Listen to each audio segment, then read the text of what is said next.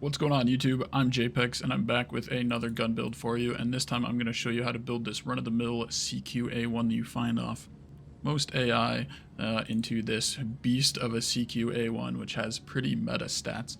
Now, I will give you a couple of warnings before we jump into this.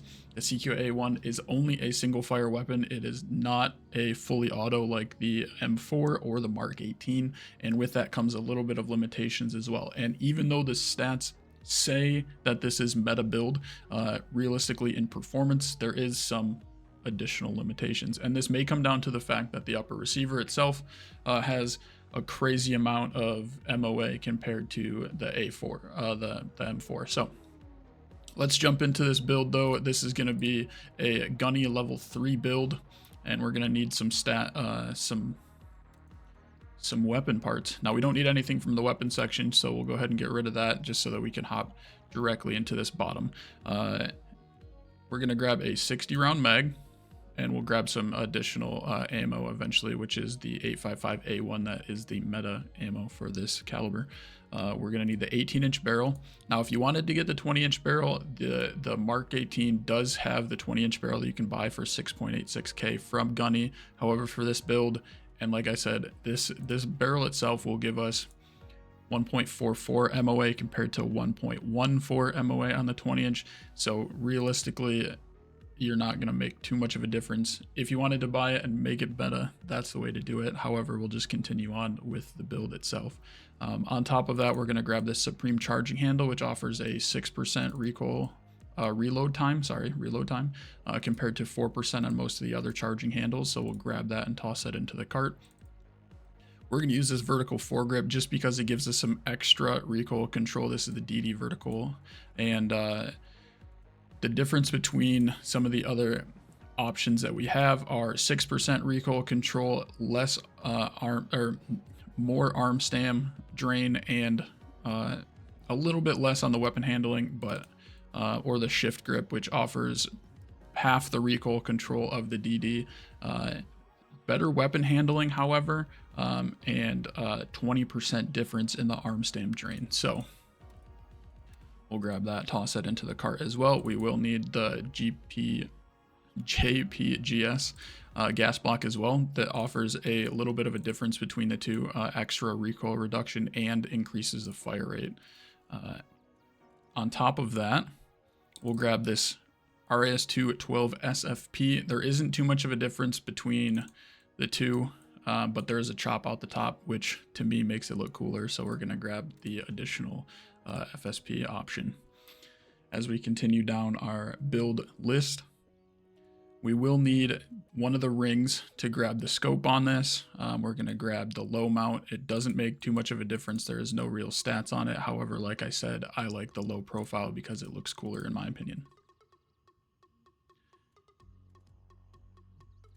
Now, this is where it gets a little bit tricky as far as the build goes. Actually, before we hop into the next section, we'll grab this DD enhanced AR pistol grip. The reason we're grabbing this compared to our meta previously, which was the MOD, is that it adds an extra 2% recoil control and 4% weapon handling on top of that.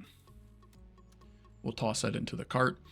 Since we grabbed our low profile mount, we'll grab the Razor 16X, which is now sold through Gunny level 3. And we'll grab a M4 buffer tube. We're going to basically replace every single part on the CQ other than the upper receiver. So on top of this buffer tube, we're going to grab this MOE stock. And the reason why we want to grab this MOE stock is because compared to some of the other stocks, it is even better than the recoil and the same recoil control, a little bit better weapon handling on the MOE compared to the DD, which we used previously at level 2. And the reason why we want to grab this MOE stock is because it fits this additional butt pad, and this butt pad gives us an additional 4% recoil control, and that's where that a little bit of meta extra boost comes into play. All right, and now this is kind of a little bit of a personal preference depending, because it doesn't actually change the visible stats of the AR, but it does make a difference overall. So we have these two different flash hiders that we have the ability to put silencers on. And this is the SOCOM 3-prong or the M4QD flash hider. And you'll see that this has 10% recoil reduction on the M4 and 15% recoil reduction on the SOCOM 3. Now these fit 2 different silencers, and the reason that they do fit 2 different silencers is you'll see that this is the SOCOM that will fit on the SOCOM, and this is the QDSS, which will fit on the M4QD. But the difference between the two is that this has 15% recoil reduction and an additional 2% recoil. So you get 17% recoil reduction on the SOCOM, a little bit less weapon handling and dispersion, a little bit less on the loudness, but realistically in this game, the loudness doesn't seem to make a difference, especially 3 decibels. However, you only get 15% recoil reduction using the M4 QD. So that's why we will go with the SOCOM for this build. It adds a little bit extra of the hidden stats behind the scenes. And there we have it. 6.3 is the cost of building this gun. Let me see if I missed anything here.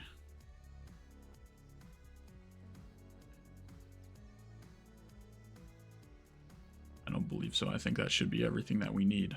So we'll go ahead and buy all these parts here. We'll go ahead and rip this apart as well. We're going to take everything off of this.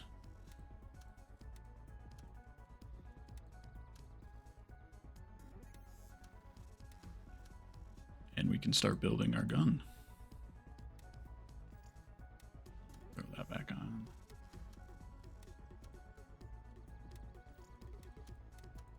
Sometimes the way that the guns need to be put together is a little goofy, so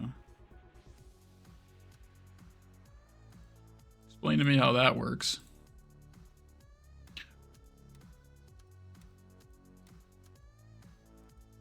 Explain to me how that works.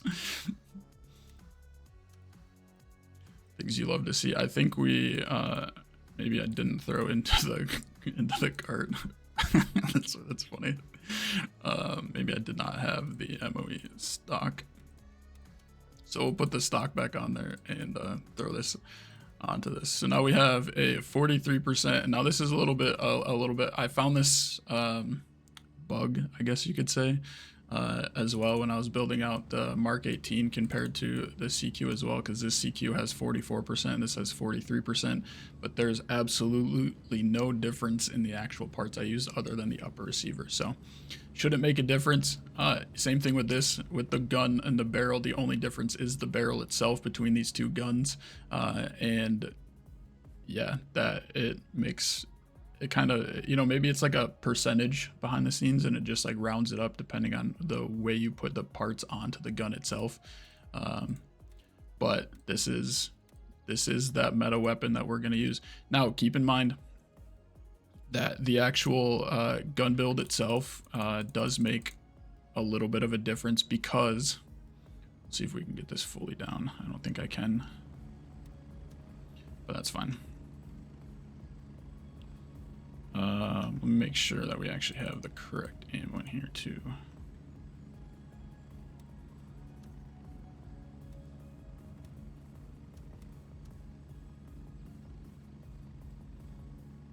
All right, so we're gonna use the 855A1. You can see I did a little bit of testing earlier. We're using the 6% here. So this is the CQ A1 option of single fire, just tapping, not really pulling down on the mouse at all, just tapping, and you can see like the spread, the MOE or the MOA that is causing this issue. Now we'll go to the Mark 18, and the Mark 18 has a little bit of better MOA on it, but realistically the 4.4 compared to the 1.4 isn't going to make a difference. That's like a third of an inch. So, and a third of an inch at this distance shouldn't make much of a difference. Okay, so now we'll run down off here and I'll show you the difference between the two.